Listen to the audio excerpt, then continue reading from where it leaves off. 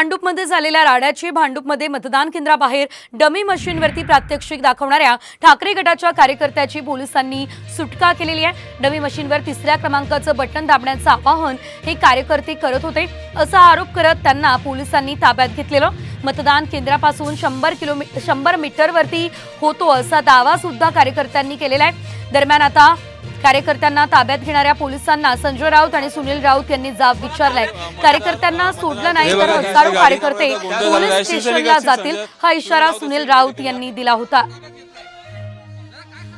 पाहू शकतो की एका प्रकारचा गोंधळ आहे तो आम्ही आमची सर्व 8-10 जे कार्यकर्ते तिथे मतदानाला सर्व सांगत असताना त्यांना सर्व दाखवत असताना आमच्या बूथवरती जास्त गर्दी होती हे त्यांनी बघून हे त्यांनी काम करण्याचा प्रयत्न केलेला आहे।